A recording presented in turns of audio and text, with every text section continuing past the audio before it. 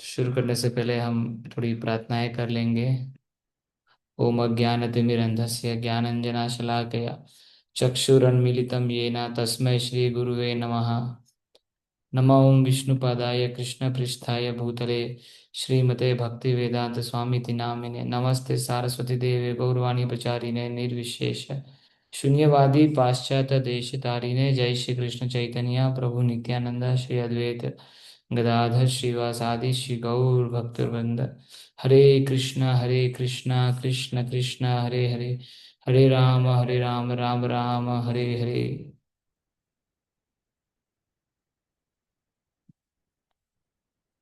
Okay, तो हम 9 chapter पे है।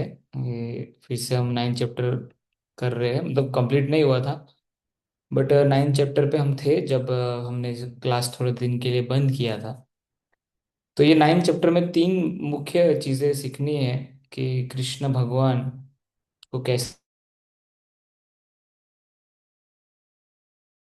प्रदान करते हैं, और क्यों हमको भक्ति करनी चाहिए, क्यों भक्ति में सेवा हमको करनी चाहिए। तो ये मेन कुछ मुद्दे हैं। फिर फिर इसके जो 4 ओवरव्यू टॉपिक्स, इसमें से पहला टॉपिक जो है वो है नॉलेज, जो लास्ट टाइम हमने डिस्कस किया था। फिर इसके बाद भगवान को कैसे जाने, भगवान तो इनकंसीवेबल है, मतलब भगवान को समझ पाना बहुत मुश्किल है। तो भगवान इस चैप्टर के अंदर अपने बारे में ये भी बता रहे हैं। तो जैसे आप ये चैप्टर पढ़ोगे, कभी भी आप गीता पढ़ने बैठोगे, तो ये आप इन श्लोक के अंदर भगवान को इस पर्टिकुलर चीज के बारे में चर्चा करते हुए आप पढ़ पाओगे। फिर तीसरा, भगवान बताते हैं कौन लोग भक्ति नहीं करते, उनके बारे में बताते हैं। फिर भक्ति की महिमा क्या है, वो तो ये चैप्टर के अंदर भगवान मोस्टली अपने बारे में बता रहे हैं। तो इसलिए चैप्टर बहुत इंपॉर्टेंट है। फिर हमने लास्ट में देखा था ये सब क्वालिफिकेशन क्या है, इस ज्ञान की क्या व्याख्या है, किस प्रकार का ये ज्ञान है जो हम लोग इस चैप्टर में डिस्कस करने वाले हैं। तो इसमें हमने देखा था कि गीता सुनने के लिए अर्जुन की क्वालिफिकेशन थी, वो भगवान के बहुत अच्छे मित्र थे, कभी भगवान से द्वेष नहीं किया। फिर हमने देखा कि ये नॉलेज कैसा है, नॉलेज डिवाइन है एकदम। हाँ, ये श्लोक मैंने आपको बताया था, बहुत सुंदर श्लोक है, जो है राजविद्या राजगुह्यम पवित्रम इदम उत्तमम प्रत्यक्ष आगमम धर्मयम सुसुखम कर्तु अव्ययम। और ये हम लोगों ने पढ़ा भी था। ओके, तो आज हम यहाँ से फिर आगे बढ़ेंगे। तो अभी इस चैप्टर के अंदर एक चीज हम वो भी डिस्कस करना चाहते हैं, जो ये सवाल कई लोगों के मन में आता है।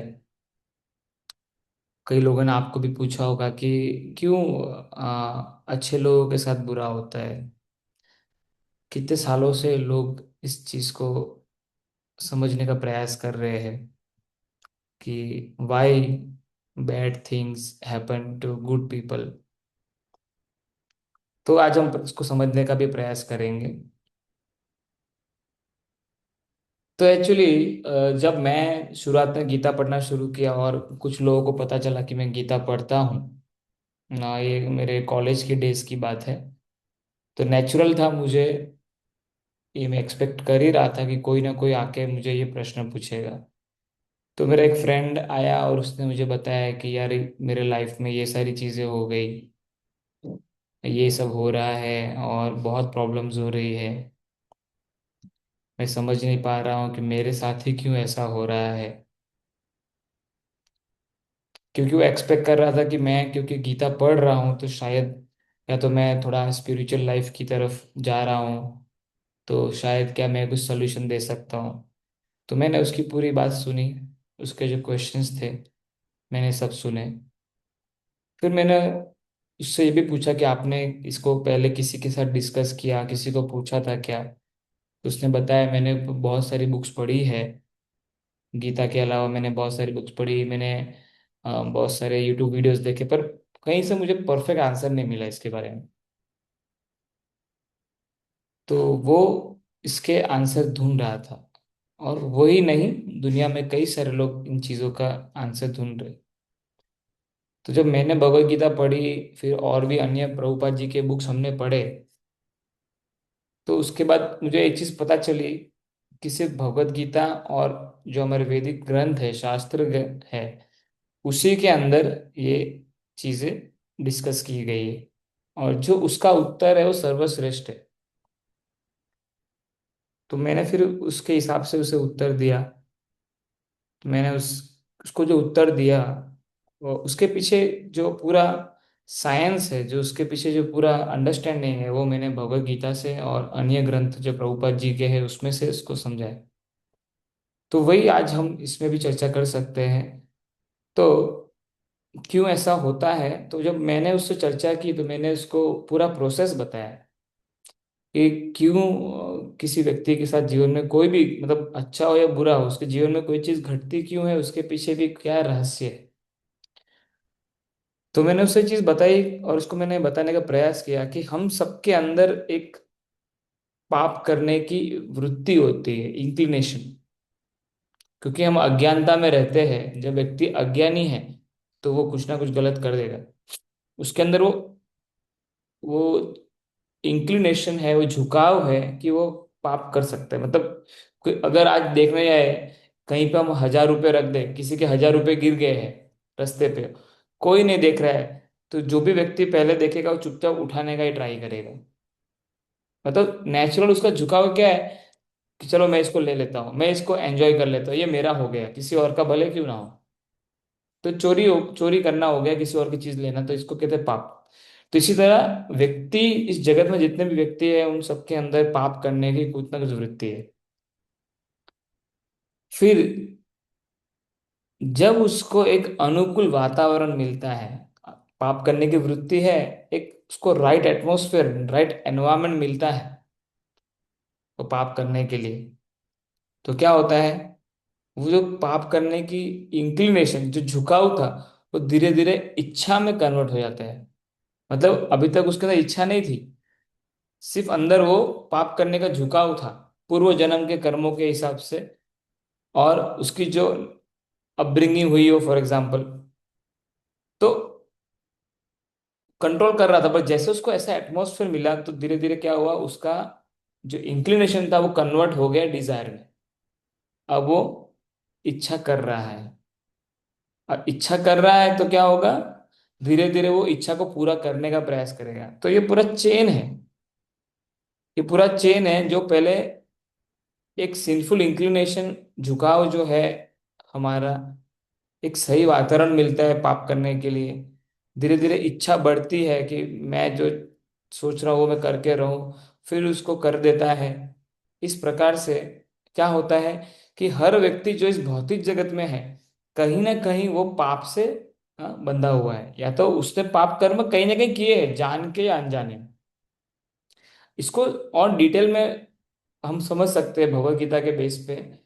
ये कैसा है, जैसे हम कोई पौधे का बीज रोपते हैं, अगर कोई प्लांट का सीड हम रोपते हैं, ठीक है, उससे हम समझ सकते हैं। मैं आपको भी वीडियो दिखाऊंगा, देखिए। एक व्यक्ति ने कुछ बीज धरती में डाल दिए। हम्म।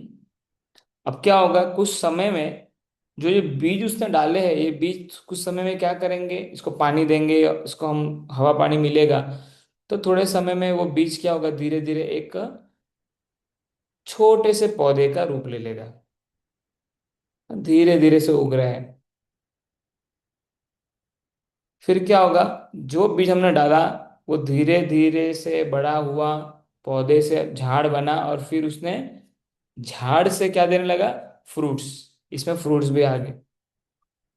तो अभी पूरा जो फ्लो है, ये जो पूरा फ्लो है, इसको समझने का हम ट्राई करते हैं कि पहले क्या था, बीज, बीज से आया छोटा पौधा, छोटे पौधे से बना झाड़, झाड़ में आए फूल, फूल से आया फल। तो इसमें हम देख सकते हैं कि हमने जो एक्शन किया था, वो एक्शन क्या था, जमीन में बीज को रोपना।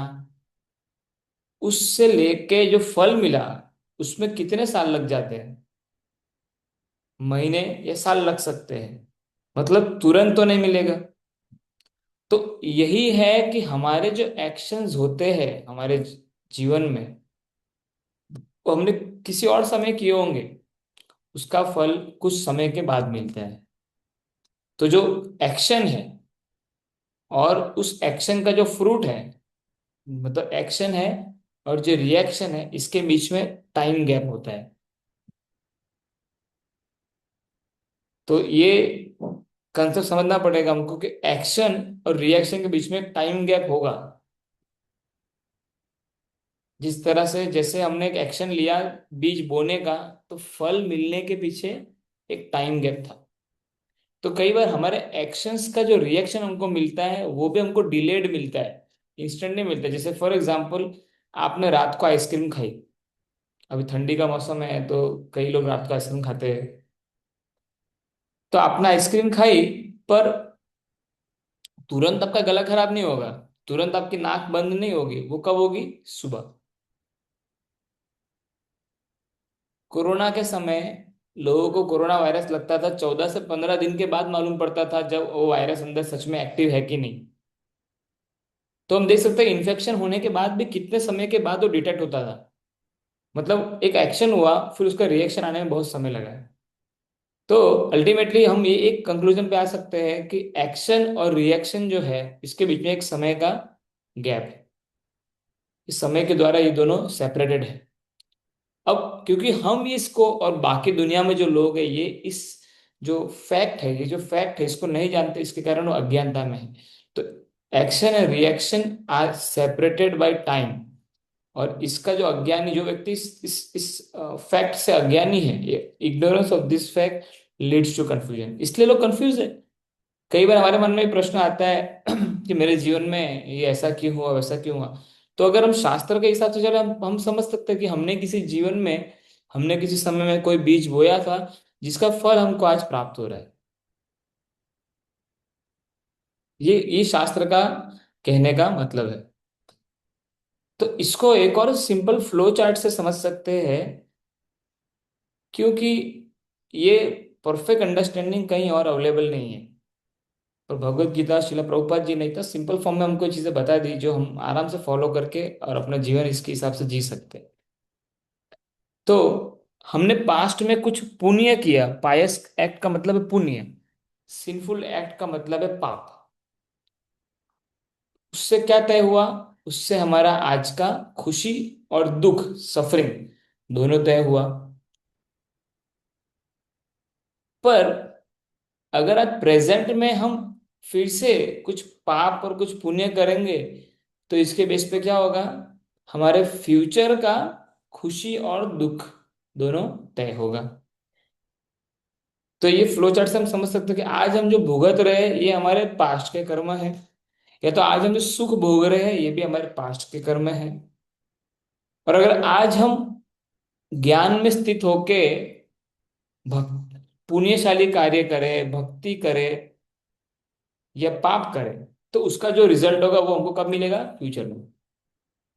तो ये चीज भगवान बहुत अच्छी तरह से क्लियर कर रहे हैं इस भगवत गीता के अंदर। और कोई भी गीता का स्टूडेंट है उसको ये चीज तो अच्छे से समझनी चाहिए कि किस प्रकार से पास्ट, प्रेजेंट और फ्यूचर के अंदर हमारे ये चीजें हो रही है। तो इसका लेसन क्या है हमारे लिए? कि नो डाउट किसी के जीवन में कुछ हुआ है, तो हम उसको जाके ऐसा ढिंडोरा नहीं पीटेंगे कि भाई तूने कुछ गलत किया और तुझको भुगतना पड़ा। हमको उसके प्रति सहानुभूति बतानी है, क्योंकि उसके जीवन में कुछ गलत हुआ है, उसको दुख का अनुभव हो रहा है, तो उसको हमको सांत्वना भी देनी है, उसको भगवान से कनेक्ट भी करना है, क्योंकि भगवान अल्टीमेटली उसके दुख को दूर कर सकते हैं। पर हमें ये हमारे खुद के नॉलेज के लिए होना चाहिए, अगर मेरे जीवन में कुछ बीत रहा है, किसी के जीवन में कुछ बीत रहा है, तो उसके पीछे कारण क्या है? कि हमने जो कुछ किया है पास्ट में, वो हमको आज भुगतना पड़ रहा है। और कर्म का ये लेखा जोखा बहुत कॉम्प्लिकेटेड है।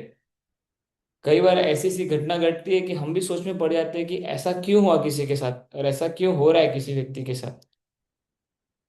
पर ये कर्म इतना डेंजरस है, इतना खतरनाक है कि एक अपने समय पे अपनी चीजें करता रहता है। और क्योंकि हम इस दुनिया में कितने सारे लोग एक दूसरे से कनेक्टेड है, तो हमारे सबके कर्म जो है एक दूसरे से कनेक्टेड भी है और बहुत ज्यादा कॉम्प्लेक्स बन जाते हैं। इसीलिए लोग कंफ्यूज हो जाते हैं, लोग सोचते हैं कि यार क्या हो रहा है मेरे जीवन में। पर अगर गीता पढ़ेंगे तो उनको पता चलेगा कि हमको हमारे जीवन में जो मिल रहा है ये हमारा ही बोया हुआ फल है। तो एक तो लाइफ लेसन ये हो गया। दूसरा लाइफ लेसन ये है, क्योंकि अब हमको पता चल गया है कि हम जो पाप कर रहे थे उसके कारण भुगते, और आज करेंगे तो फ्यूचर में भुगतेंगे। तो क्या करना चाहिए, उसको कंट्रोल करने का ट्राई करना चाहिए। जितना हो सके हमको पाप करने की जो हमारी टेंडेंसी है उसको हमको कंट्रोल करने का ट्राई करना चाहिए गीता के हिसाब से। क्यों ऐसा कहा गया है कंट्रोल करने का ट्राई करना चाहिए, संघर्ष करना चाहिए? क्योंकि जो हमारी ये पाप करने की इच्छा है ये कैसा है, एक जहरीले सांप के समान है। तो एक जहरीला सांप है, अगर वो सोया हुआ है तो भी वो बहुत घातक है, तो भी वो बहुत डेंजरस है, क्योंकि कभी तुरंत वो अटैक कर सकता है। इसी प्रकार हमारे अंदर जो पाप की इच्छा है वो किसी समय भी जाग सकती है और जाग के हमारा जीवन बर्बाद कर सकती है। तो ये हमारे लिए सबक है कि धीरे धीरे हमको उसको कंट्रोल करना चाहिए, पाप करना बंद करना चाहिए या तो उसको छोड़ देना चाहिए, धीरे धीरे उसको अपने कंट्रोल में लाना चाहिए। और अल्टीमेटली सबसे बेस्ट चीज क्या है कि अगर हम कृष्णा भक्ति कर रहे हैं, कृष्णा कॉन्शियसनेस कर रहे हैं, तो वो क्या करता है, वो स्टॉप कर देता है। और जो भी रिएक्शन चेन है हमारे प्रीवियस कर्मा का उसको रोक देता है। जैसे फोटो यहाँ पे लगाया हुआ है कि वो व्यक्ति का हाथ आ गया तो क्या हुआ, आगे का जो उसका नुकसान था वो रुक गया। तो कृष्णा कॉन्शियसनेस क्या करता है, वो रोक देता है। हाँ, जो हमारे पूर्व जन्म के कर्म है उससे हमको मुक्त कर देता है।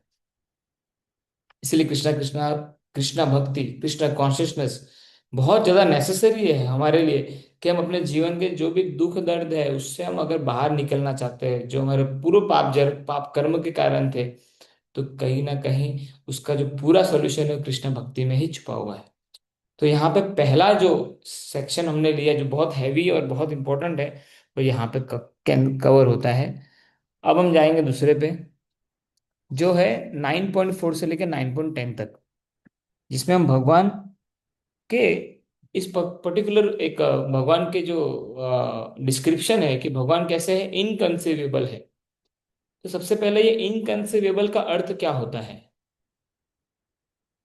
कंसीव का अर्थ होता है धारण करना, और इनकंसीव का अर्थ है जो जो धारण नहीं कर सकते, हम सोच नहीं सकते, समझ नहीं सकते, उसको एक्सेप्ट नहीं कर सकते, उसको समझ समझ पाना हमारे लिए मुश्किल है। तो भगवान कैसे है कि हम अपनी लिमिटेड बुद्धि और मन से हम उनको समझ नहीं सकते। तो इस चैप्टर इस पर्टिकुलर सेक्शन में भगवान 6 श्लोक के अंदर अपने आप को खुद डिस्क्लोज करेंगे हमारे लिए। तो भगवान को समझ पाना उसी प्रकार से मुश्किल है, जैसे अगर आप देखो कि हवा चल रही है, झाड़ के ऐसे पत्ते हिल रहे, तो आप दूर से नहीं देख सकते, हवा का आप दूर से नहीं देख सकते, पर हवा का आप महसूस कर सकते हो। हम्म। उसी तरह हमारे अंदर, हमारे शरीर के अंदर आत्मा है, इसका जो ज्ञान है वो हम खुद नहीं ढूंढ पाए, ये तो हमको शास्त्र ने बताया। शास्त्रों के द्वारा हमको पता चल रहा है, बाकी हमने स्कूल में तो कुछ और भी पढ़ा था। तो जब हम अपने आप के बारे में नहीं समझ सकते कि मेरे शरीर में आत्मा है, मैं कौन हूं, मैं क्या हूं, कहाँ से आया हूं, तो भगवान को समझना हमारी लिमिटेड बुद्धि से तो लगभग इम्पॉसिबल है।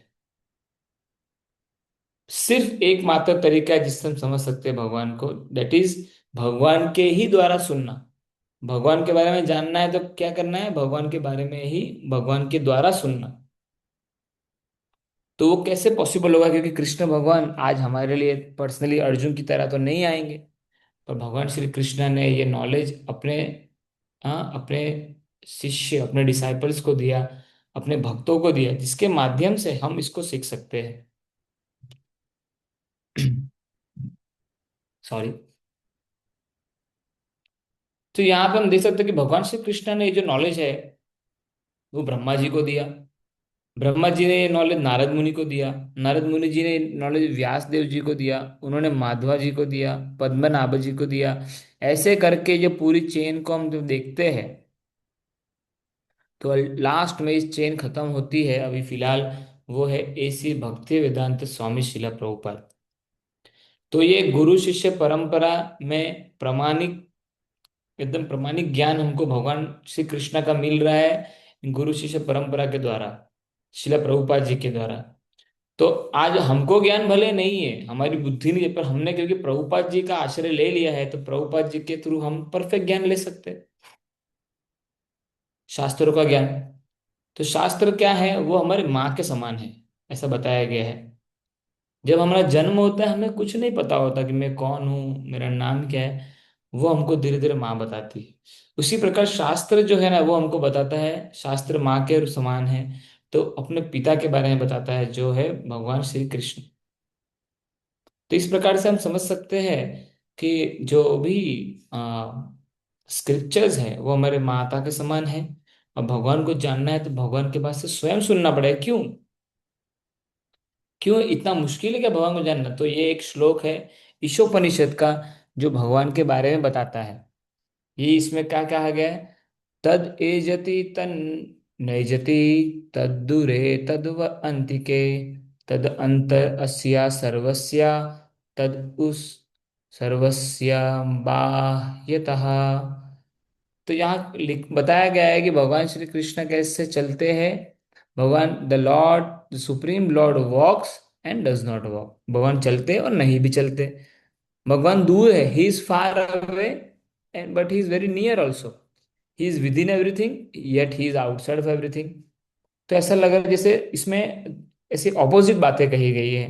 जैसे कहा गया भगवान चलते हैं पर नहीं भी चलते हैं। तो समझे कैसे इसको?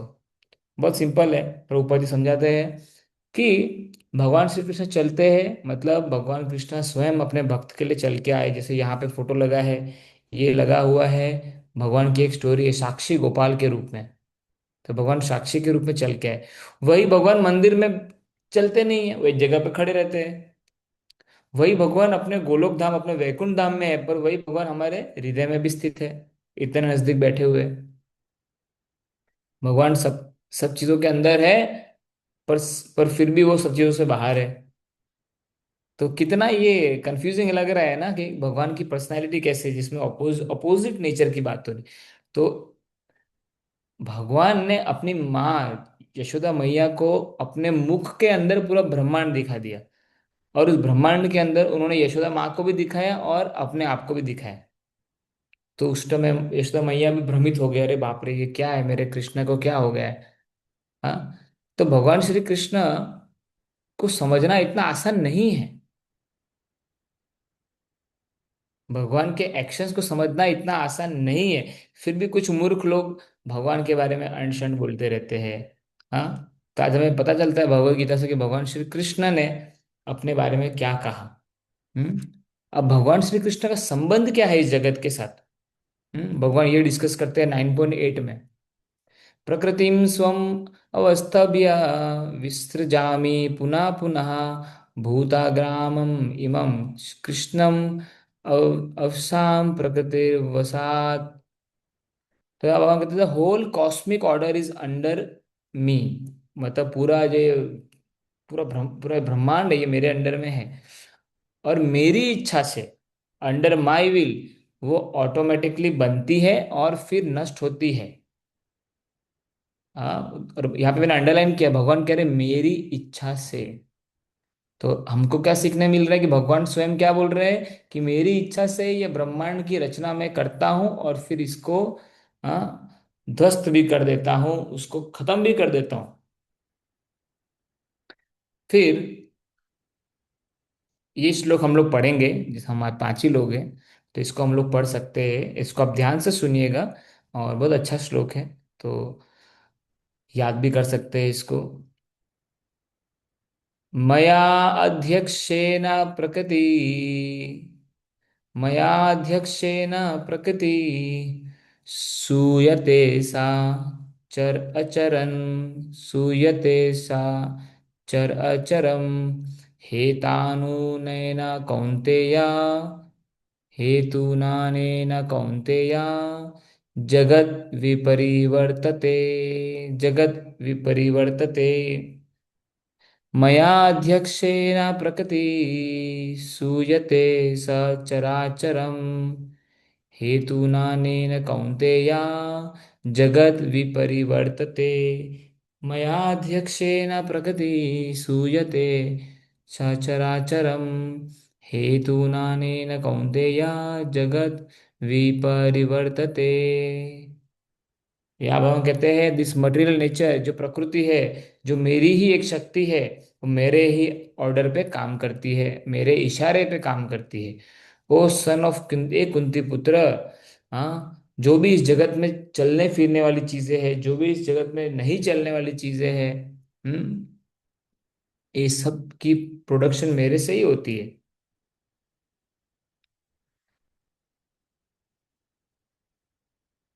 मेरे से मतलब भगवान की जो शक्ति है उससे, भगवान कृष्ण की शक्ति है उससे। Under its rule this manifestation is created and annihilated again and again. और उसकी शक्ति के राज्य के अंदर क्या होता है, रचना होती है और फिर से उसका एनिहिलेशन, उसका ध्वस्त नष्ट होता है। ये कौन करता है? ये भगवान की शक्ति करती है, जिसको हम क्या कहते हैं, माया शक्ति। तो भगवान की बहुत सारी शक्तियां हैं। भगवान की एक शक्ति है जिसको हम कहते हैं एक्सटर्नल, जो ये है, जो प्रकृति है। एक शक्ति हम है, जीव शक्ति, इसको तटस्थ तटस्थ शक्ति शक्ति कहते हैं। सॉरी।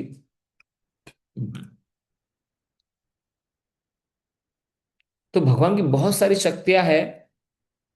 और भगवान यहाँ कह रहे हैं कि मेरी शक्ति मेरे इशारों पे कार्य करती है। और सारे जीव जो है, चलने और नहीं चलने वाले, चर और अचर, वो दोनों भी मेरे से ही आते हैं।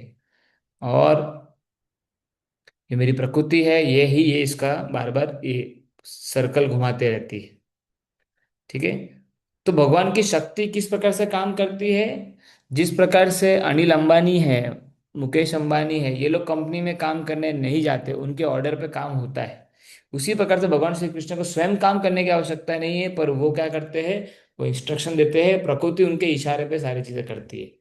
ठीक है। तो अभी इस श्लोक को हम लोग पढ़ेंगे और फिर हम एक दो स्लाइड और देखेंगे, फिर हम क्वेश्चन आंसर लेंगे। ठीक है। तो सबसे पहले संप्रीत आप पढ़िए श्लोक को।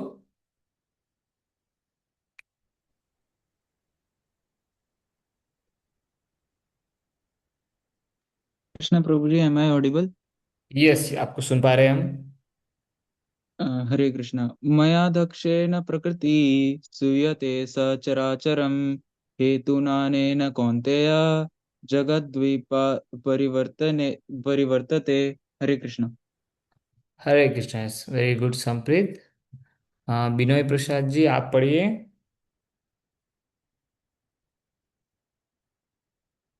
हरे कृष्णा प्रभु जी। हरे कृष्ण। मध्याक्षरे प्रकृते श्रूयते स च रचरम् हेतूनाने कौन्तेय जगद्दीप परिवर्तते। अरे वाह, बहुत अच्छा। आपके लिए मैं स्पेशल आज इसमें संस्कृत भी डाला हूँ, आपका ज्ञान करके। तो आपने बहुत अच्छे से पढ़ा है इसको। Thank you Binoy. धन्यवाद प्रभु जी, हिंदी में था हाँ। तो थोड़ा पढ़ना इजी रहा।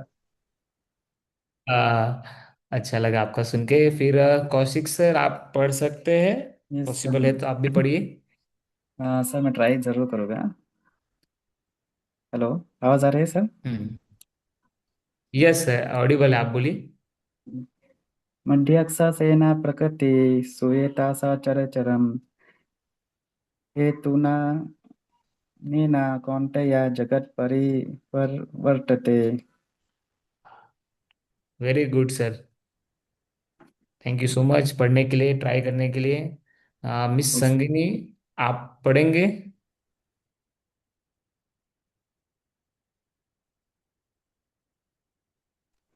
Hare Krishna Prabhu. Hare Krishna. I will try. हाँ। मयत्येन प्रकृति श्रूयते सा चराचरं हेतुनानेन कौन्तेय जगत् विपरिवर्तते। हाँ, वेरी आवाज गुड। आया क्या प्रभु तो जी? सबका, यस यस, सुना माता जी, हमने अच्छे से सुन लिया, आपने अच्छे से इसको तर्जुमा किया। Okay. हाँ, हरे कृष्णा। हरे कृष्णा। तो बहुत अच्छा, ये श्लोक बहुत इंपॉर्टेंट है, क्योंकि कई बार लोग कहते हैं कि नेचर जो है ये सब चीजें कंट्रोल करता है। कई बार जैसे फॉरेन में भी कई सारे लोग भगवान तक नहीं समझ पाते, तो वो लोग ऐसा कंक्लूजन पे आते हैं, ओ सब कुछ ये नेचर करता है, नेचर कितना पावरफुल है। तो भगवान यहाँ डायरेक्टली बता रहे हैं कि मतलब ये जो नेचर है ये करता है, पर उसको ऑर्डर मैं देता हूँ। तो वो ऑर्डर कैसे देते हैं, ये श्लोक में उन्होंने खुद बोला है। तो जब ये श्लोक आप किसी को बताएंगे कि भगवान कृष्ण स्वयं कहते हैं कि वो सबके कंट्रोलर है, मैं नहीं बोल रहा हूँ। कई बार लोग सोचते हैं कि हम कृष्णा भक्ति करते हैं इसलिए हम हमेशा भगवान को हर जगह घुसा देते हैं। ऐसा नहीं है। शास्त्र में कहा गया है, अगर शास्त्र में किसी और का नाम होता तो हम उसका भी गुणगान करते, पर शास्त्र में क्लियरली और भगवत गीता में विशेष तौर पे भगवान इस चैप्टर में खुद सब चीजें बता रहे हैं, क्योंकि हम तो समझ नहीं पाएंगे हमारी लिमिटेड बुद्धि से। तो भगवान खुद कर रहे हैं।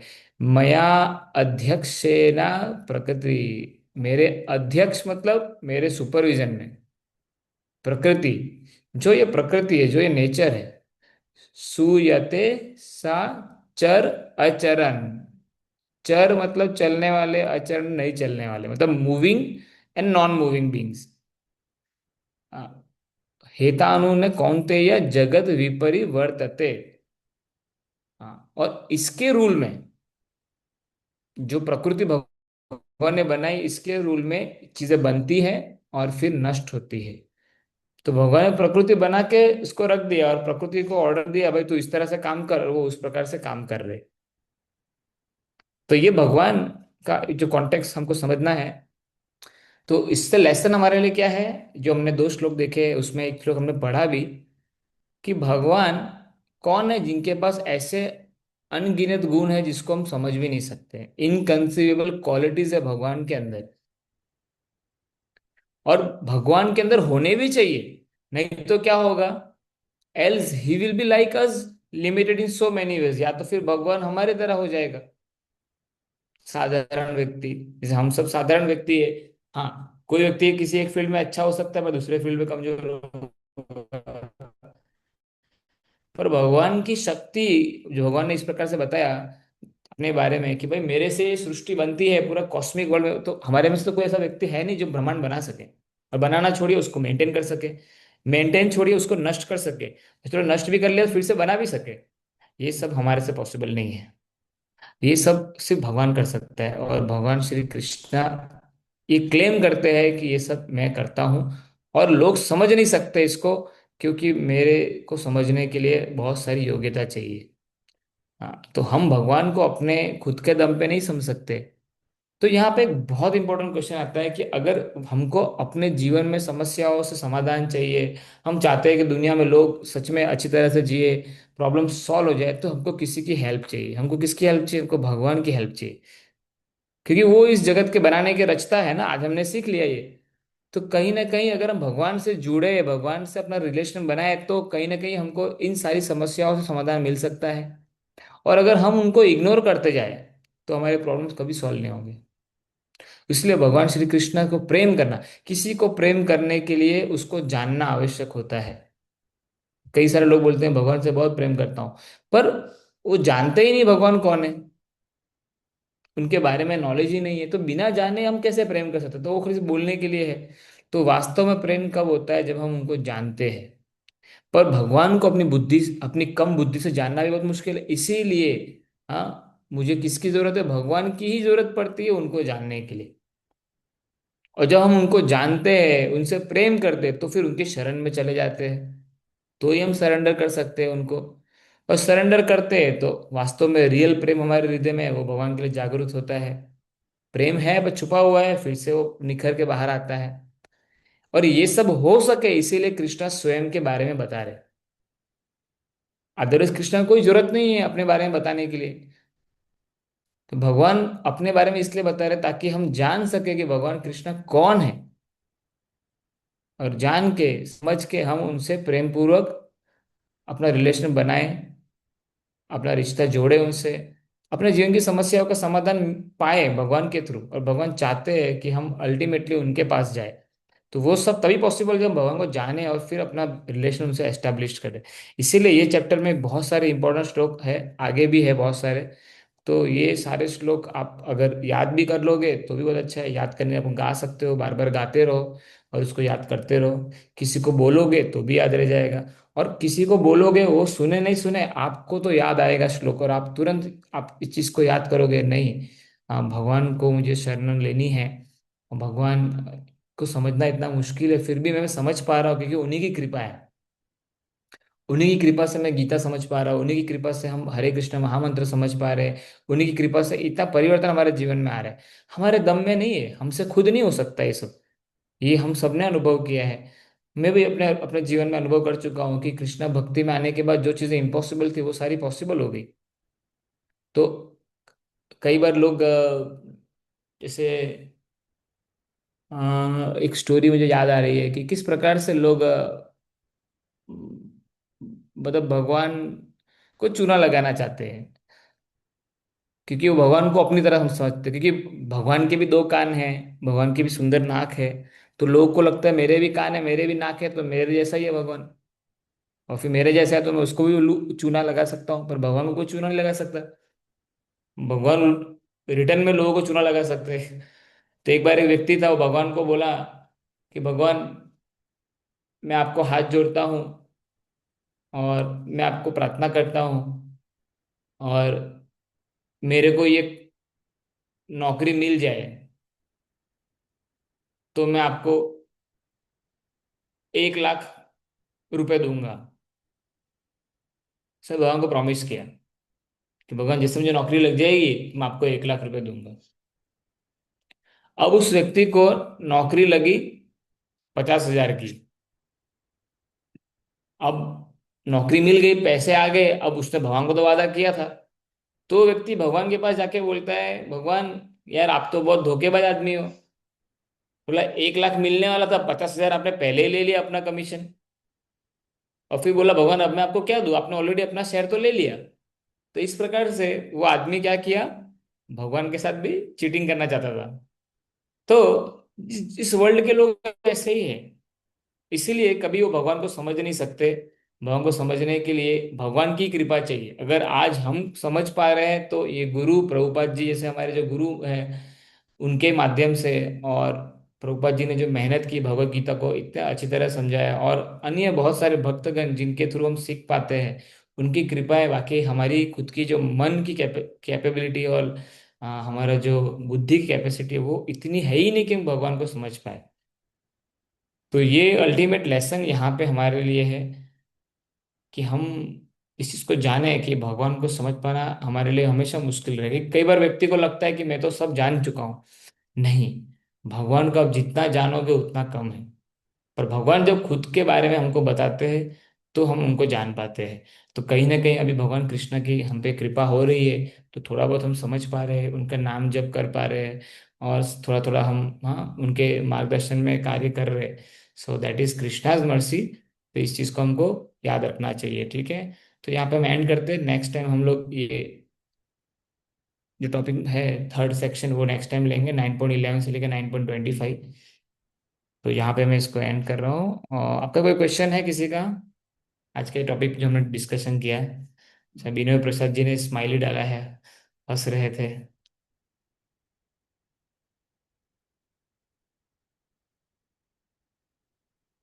यस, किसी का कुछ प्रश्न, कोई क्वेश्चन, कोई कमेंट, कोई सजेशन?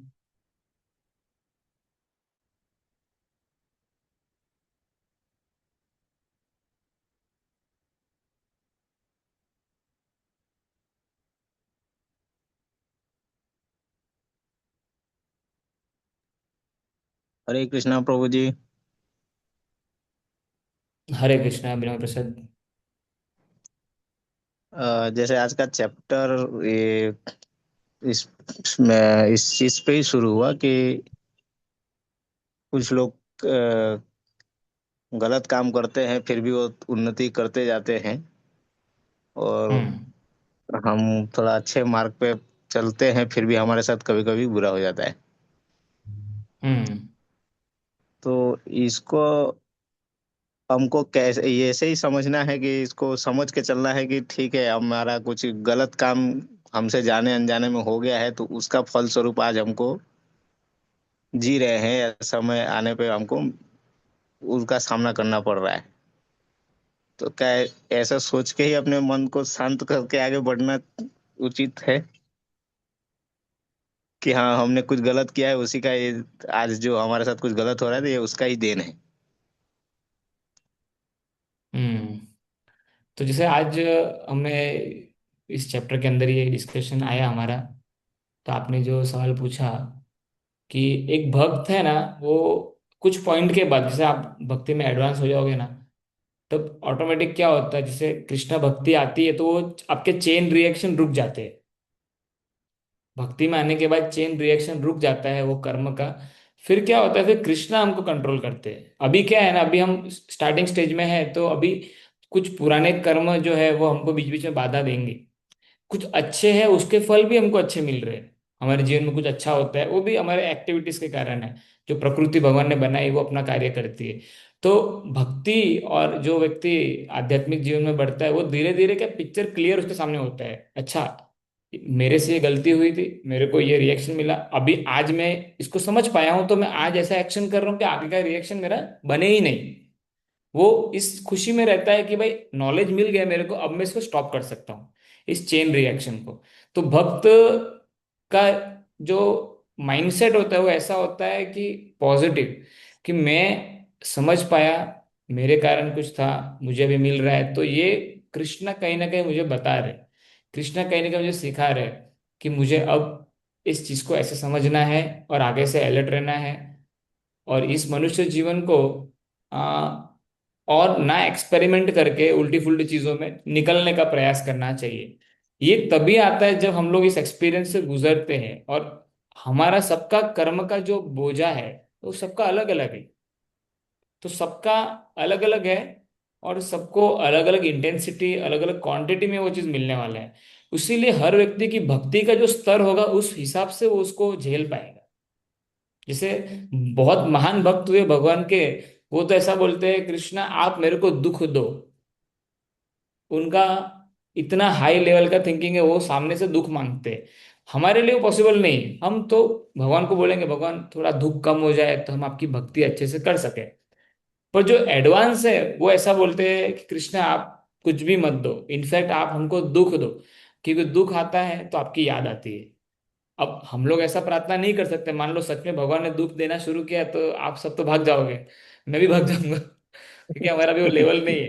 तो अभी जो लेवल के हिसाब से हम ये भगवान से प्रार्थना कर सकते हैं कि भगवान आप हमको लड़ने की शक्ति दीजिए, जो हमारे जीवन में कुछ ऐसा उल्टा भी आए तो आप शक्ति दीजिए। और भगवान प्रोटेक्ट करते हैं, भगवान बचाते हैं।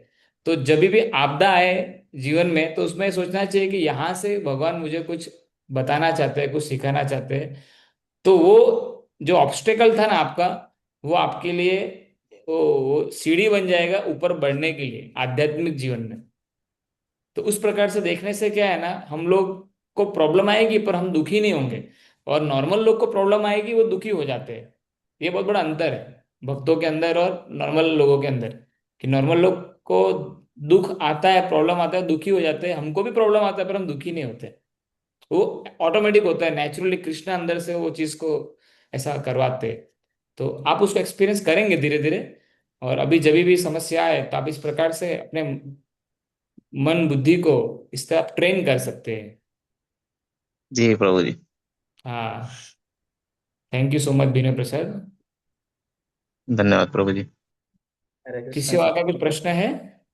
सर मेरा क्वेश्चन है आउट ऑफ मतलब सिलेबस है क्वेश्चन, थोड़ा अच्छा। गीता के रिलेटेड ही है। सर जो अभी एक दो वीक पहले है ना, अभी वो जो पुतिन सर आए थे इंडिया में, और हाँ। हमारे प्राइम मिनिस्टर मोदी जी ने उनको ये Bhagavad Gita as it is Russian language में उनको गिफ्ट की थी। हम्म। आपने स्टेटस पे फोटो भी रखा था आई थिंक सो। तो हाँ सर। मैं मतलब वही थोड़ा रिसर्च किया उसमें कि उसने कौन से भगवत गीता गिफ्ट की थी। तो एक्चुअली तो यही है Bhagavad Gita as it is, जो ये भक्ति वेदांता वाली जो है अपने हम जो अभी पढ़ रहे थे। हम्म। सर आपने वो मोटिवेशनल स्पीकर का नाम सुना है आप, विवेक बिंद्रा जी? हम्म। उसका काफी मैं वीडियोस देखता था। तो जो मतलब बिजनेस यूज या आइडियाज देते हैं वो, तो उनका वीडियो, हम्म। जब उनका वे ऑफ टॉकिंग, उनका जो समझने का स्टाइल, वो बहुत मुझे पसंद था। तो उसमें मैंने ये भगवत गीता का काफी बार मतलब वर्णन देखा कि भगवत गीता में सब कुछ है। तो क्वेश्चन मेरा यही है कि आपने जब ये भगवत गीता स्टार्ट की थी पढ़ने की, या आपने फर्स्ट टाइम भगवत गीता का नाम सुना, तो आपके पास भी ये मतलब आए होगे कि भगवत गीता कितनी टाइप की है, कौन सी सही है, कौन सी गलत है, तो हम्म। वो कैसे आइडेंटिफाई किया जाता है? फिर ये विवेक बिंद्रा जी कौन से भगवत गीता फॉलो कर, मुझे पता नहीं, जस्ट मैं ऐसे पूछ रहा हूँ। फिर ये मोदी जी ने जो गिफ्ट की ना, फिर उस पर मैंने थोड़ा रिसर्च किया, तो मैं देखा हाँ ये ही भगवत गीता है। और मैंने नेट पे भी सर्च किया था, तो भगवत गीता एक दो टाइप की है, तो कौन सी सही है कौन सी गलत है, मतलब वो आप कैसे आइडेंटिफाई कर सकते हैं sir? Hmm. Thank you sir आपके प्रश्न के लिए। तो वन बाय वन इसको मैं अभी बताता हूँ आपको। तो सबसे पहले कि जो आपने बताया विवेक बिंद्रा जी जो है, वो भी भक्त है सर ऑलरेडी। और वो भी दीक्षित भक्त है, उन्होंने भी दीक्षा ली है। उनके गुरु थे परम पूज्य गोपाल कृष्ण महाराज जी इस्कॉन के। तो वो डिवोटी है, पर उनका एक बिजनेस भी है। और पहले से बिजनेस मोटिवेशन कोच बनना चाहते थे। तो उनको ब्लेसिंग्स मिला था उनके गुरु का कि आप गीता को इस तरह से बताइए बिजनेस वर्ल्ड के अंदर भी लोग सीखे। तो शक्ति उनको गुरु से प्रदान हुई, इसके लिए वो बहुत सक्सेसफुल हो गए। तो वो प्रभुपाद जी की गीता ही पढ़ते हैं और उससे ही वो गीता सिखाते भी हैं, जो भी उनसे बिजनेस पर्सन जुड़ते हैं और अच्छी चीजें सिखाते हैं लोगों को। तो वो एक चीज तो है कि वो भी ये भगवत गीता पढ़ते हैं जो हम लोग पढ़ रहे हैं, इसलिए उनका नॉलेज भी इफेक्टिव है और वो जो लोग सुनते हैं वो प्रभावित होते हैं। दूसरा, जो मोदी जी ने जो गीता दी पुतिन को, वो भगवगीता एज इट इज ही है, रशियन लैंग्वेज में प्रभुपाद जी ने लिखा। तो एक्चुअली सर, जिसे मैंने आपको बताया अभी कि कोई गीता, जैसे मेरे को जब गीता मिली थी, तो मेरे को पहले भी एक गीता मिली थी जो मेरी मम्मी के पास थी। जो उस समय मेरी मम्मी को किसी आंटी ने गिफ्ट में दी थी, वो अलग ही गीता थी। वो शायद आशाराम बापू जी की गीता थी ऐसा। ओके। तो वो गीता के पीछे है ना, मेरे को बहुत याद नहीं डिटेल इतना, पर तभी मैं 11th के 10th में था शायद, 11th स्टैंडर्ड में आ गया था। तो मैंने वो गीता देखी ऐसा, तो उसमें क्या ट्रांसलेशन ही था खाली, उसमें एक्सप्लेनेशन नहीं था। तो प्रभुपाद जी की भगवद गीता में एक्सप्लेनेशन है। तो उस समय मैंने देखा, तो उस गीता के पीछे जो फोटो था, वहां पे आसाराम बापू जी का फोटो था और ऐसे हाथ में एक सांप लेके खड़े थे ऐसा, ऐसा फोटो था उसमें।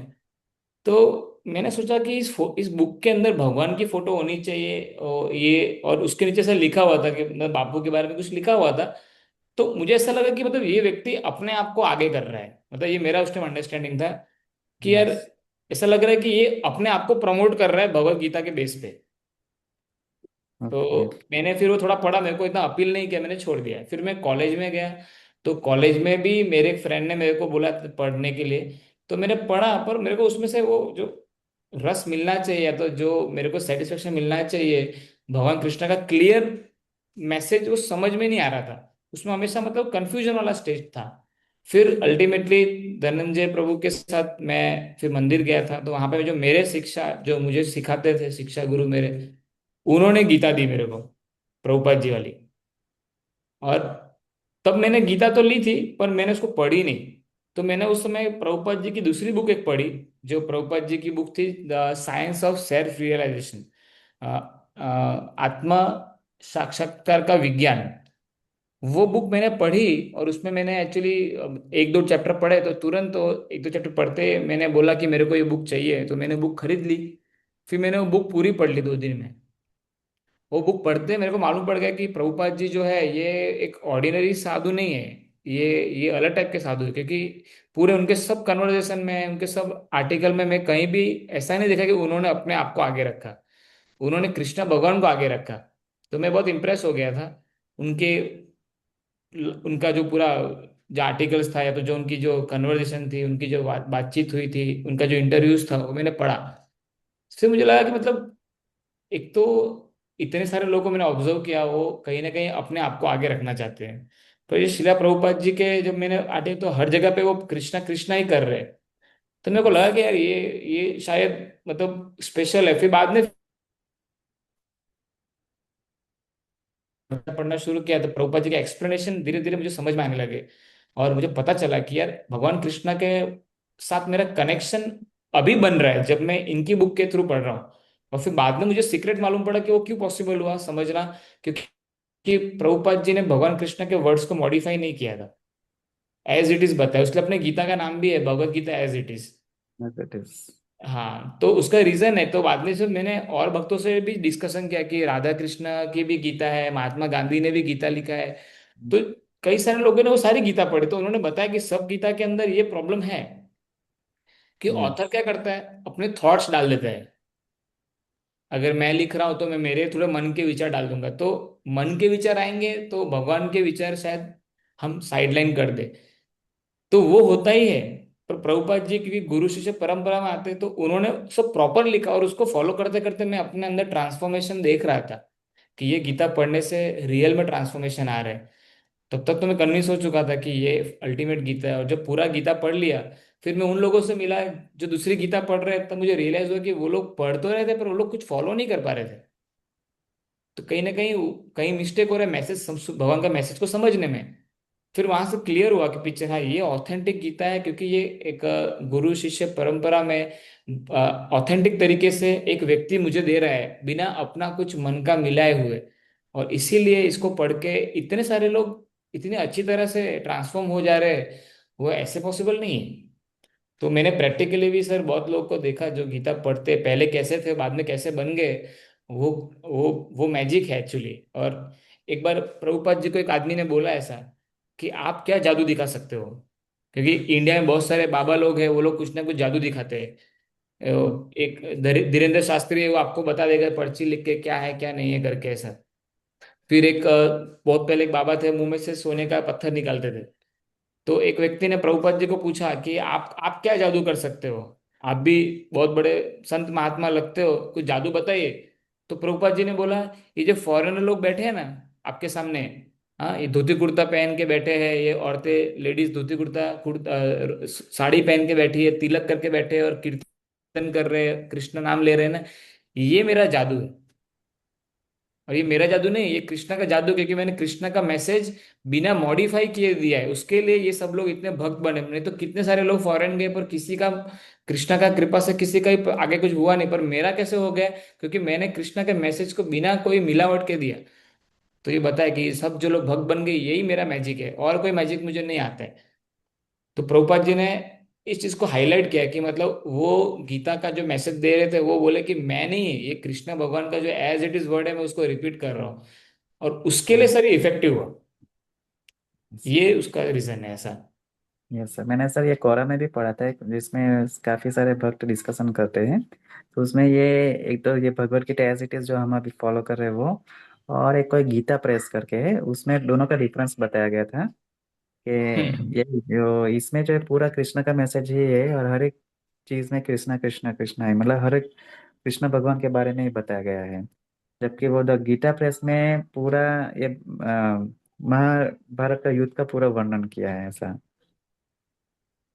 ये सर आपने सही बोला, क्योंकि डाइवर्ट हो गया, जो अटेंशन था वो भगवान से हट के कहीं और चला जाता, तो प्रभुपाद जी ने वो नहीं होने दिया और उसको मेंटेन रखा। और एक बार एक व्यक्ति था फ्रेंच में, फ्रांस की घटना है, वो प्रभुपाद जी को लेटर लिखा, बोला कि आपने बहुत गलत किया गीता लिख के। उसने लेटर में ऐसा लिखा लेटर में ऐसा लिखा कि आपने हर जगह कृष्णा कृष्णा ही लिख दिया है। तो फिर प्रभुपाद जी हंसने लगे। प्रभुपाद जी बोले, ये आदमी ने सच में गीता पढ़ी है मेरी और ये समझ गया मेरा मकसद क्या था। मेरा मकसद था कि भगवान श्री कृष्णा को ही प्रेजेंट करना, मैंने और कुछ नॉनसेंस प्रेजेंट नहीं किया। तो प्रभुपाद जी हंसने लगे कि ये आदमी एक्चुअली मेरा मिशन समझ गया कि मेरा मिशन क्या था, लोगों को कृष्ण भक्ति देना और भगवान कृष्ण की गीता से भगवान को समझाना। कई लोगों ने गीता से भी भगवान को उड़ा दिया है सर, ऐसा भी है। कई सारी गीता ऐसी है जिसमें भगवान कृष्ण ने बोला फिर भी वो लोग कृष्ण भगवान को भगवान भी नहीं मानते। तो पूरा वो बोलते हैं ना, वो मिलावट कर देते हैं मैसेज के साथ। वो अगर हम स्टडी करने जाएंगे दूसरी गीता तो हमको मिल जाएगा अभी ऑटोमेटिकली। ऐसा भी हो सकता है कि जो लोग वो गीता लिखते हैं वो लोग हमको क्रिटिसाइज करते हैं कि आप लोग ने हर जगह कृष्णा कृष्णा कर दिया। वो लोग ऐसा भी हम्म। बोलते हैं।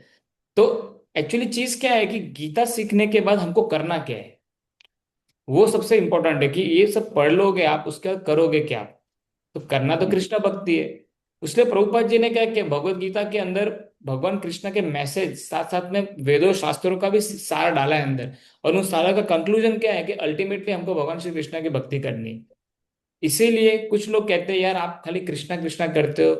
तो क्योंकि सारे शास्त्र वेद उपनिषद भी वही चर्चा करते हैं, पर इंडिया के अंदर बहुत सारे लोगों ने थोड़ा बहुत तो नहीं बोलूंगा, बहुत सारा ही कंफ्यूजन क्रिएट कर दिया। इसके लिए आज हमारे सोसाइटी में बहुत सारे अलग अलग फ्रैक्शंस हो चुके हैं। कोई व्यक्ति कुछ और फॉलो करता है, कोई कुछ और फॉलो करता है, क्लियरिटी नहीं है। तो इसके लिए हमारा समाज पूरा कंफ्यूजन के स्टेज में है। और इसलिए आप देखोगे ना सर, कोई भी जेन्युइन स्पिरिचुअल लाइफ प्रैक्टिस कर पा रहा नहीं रहा है, क्योंकि उसके पास गाइडेंस ही नहीं है प्रॉपर। यस। पर हाँ, प्रभुपद जी ने सिस्टमेटिकली दिया है, जिसको फॉलो हम इजीली कर सकते हैं। तो इसलिए ये गीता सबसे ऑथेंटिक है, क्योंकि ये उसका जो ऑब्जेक्टिव वो पूरा करती है, वो क्या है, हर व्यक्ति को कृष्ण का भक्त बनाती है। तो यस। ये अपने गीता का सर पावर है। ओके। जी प्रभु। Thank you sir. Okay, thank you sir, अच्छा क्वेश्चन आपने पूछा। ये क्वेश्चन इंपॉर्टेंट है, क्योंकि हम जिस बुक को पढ़ रहे हैं उसकी क्या ऑथेंटिसिटी है वो जानना बहुत जरूरी है। जी sir. Okay, Hare thank Krishna. You. Hare Krishna, thank you everyone. तो यहाँ पे हम क्लास को एंड करेंगे, आई थिंक 10 बज गए चुके हैं। सबका धन्यवाद। कभी कभी जब कम लोग होते हैं तो बहुत अच्छा डिस्कशन भी हो, आप लोगों ने गीता क्लास के साथ साथ अच्छे क्वेश्चंस पूछे, जिसके कारण कुछ डिस्कशन हो पाया। और आशा करता हूँ कि आप लोग इससे संतुष्ट होंगे। और भगवान श्री कृष्ण का जो मैसेज है हम लोग प्योरली ले उसको, ये हमारा उद्देश्य है। और प्रभुपाद जी के इतने एफर्ट्स है, प्रभुपाद जी ने बहुत मेहनत की ताकि हम तक ये नॉलेज पहुंचे। नहीं तो नॉलेज तो खो ही गया था और मिसगाइडेड हो गए थे लोग। तो इस श्लोक को जो हमने पढ़ा, मया अध्यक्षेण प्रकृति वाला, और ऐसे बहुत सारे श्लोक है इस पूरे गीता में। अगर हम वो बाहर कर लेंगे और हम उसको अच्छे से अगर लोगों को सुनाएंगे, तो उसका बहुत इफेक्ट होता है और उसके थ्रू लोग कन्विंस हो जाते हैं। पर आप देखोगे बहुत सारे लोग ऐसे भी हैं इस दुनिया में कि जो 700 गीता के श्लोक याद है उनको, पर वो फॉलो कुछ नहीं करते। ये डिफरेंस है हमारे उनमें। हो सकता है आप में से, हम में से, मैं भी हूं इसमें, हमको सारे श्लोक नहीं याद है, पर उसका जो सार है वो हम फॉलो कर रहे हैं। वो क्या है, हम भगवान कृष्ण का नाम लेना शुरू कर दिए। कई सारे लोग हैं, हजारों श्लोक याद करके रखा है, पर भगवान का नाम नहीं लेते, बोलते टाइम नहीं है। तो इसलिए भगवान की नजरों में हम ज्यादा श्रेष्ठ है। इसलिए वो नेक्स्ट टॉपिक जो है ना, वही है कि कौन लोग भगवान को नहीं मानते हैं, फिर भगवान को मानने वाले कौन है, और भगवान को मानने वाले के लिए भगवान क्या करते हैं, वो सब आगे का विषय है। ठीक है। Thank you so much. Hare Krishna. Srila Prabhupada की जय। श्रीमद् भगवद गीता की जय।